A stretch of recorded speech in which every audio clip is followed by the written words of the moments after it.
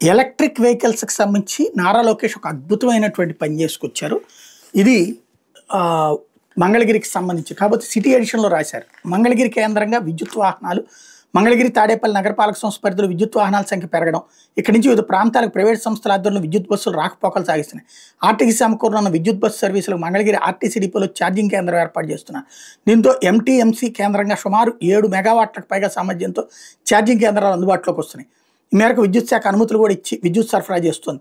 రాజధాని ప్రాంతంతో పాటు మంగళగిరి పరిసర ప్రాంతాల్లో నడపడానికి ఆర్టీసీ విద్యుత్ బస్సులు అందుబాటులోకి తీసుకొస్తుంది. ఇందులో భాగంగా మంగళగిరిలో 200 బస్సులకు ఛార్జింగ్ పెట్టేందుకు వీలుగా ఒక కేంద్రాన్ని ఏర్పాటు చేయాలని నిర్ణయించింది.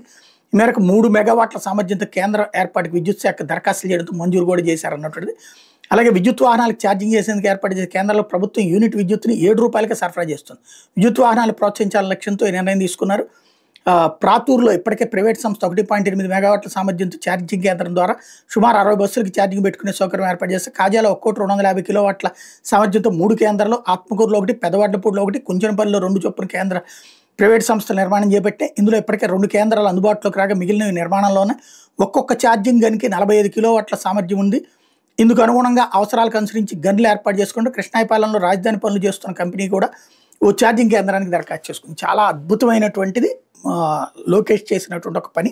ఎవరో ఒకళ్ళు ఇనిషియేటివ్ తీసుకోవాలి. ఒక్కసారి నా వీడియోలు ఫాలో అయ్యే వాళ్ళకి లక్షల సార్లు చెప్పా, ఛార్జింగ్ సెంటర్లు పెట్టుకోండి, ప్రతి ఎమ్మెల్యే ప్రతి ప్రాంతంలో ఛార్జింగ్ స్టేషన్ పెట్టుకుంటే సరే మీ పార్టీ కార్యకర్తలకు ఒక రకంగా బెనిఫిట్ అవుతుంది. రెండోది పబ్లిక్కి ఎలక్ట్రిక్ వెహికల్ ఛార్జింగ్ ప్రాబ్లం అయిన వెహికల్స్ కొనట్లా.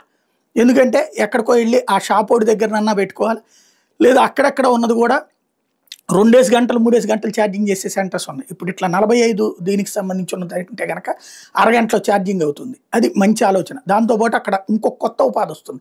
ఈ ఛార్జింగ్ స్టేషన్ల దగ్గర చిన్నపాటి క్యాంటీన్లు పెట్టుకోవచ్చు. ఎందుకంటే కార్ ఛార్జింగ్ 40 నిమిషాల నుంచి గంట సేపు పడుతున్నప్పుడు, బస్ ఛార్జింగ్ దాదాపు గంటన్నర పడుతున్నప్పుడు ఆ టైంలో ఖాళీ కూర్చుని ఏం చేస్తారు, ఏదో ఒకటి తినడానికి కాలక్షేపం కావాలి. అట్లాంటివి అరేంజ్ చేస్తే బాగానే ఉంటుంది.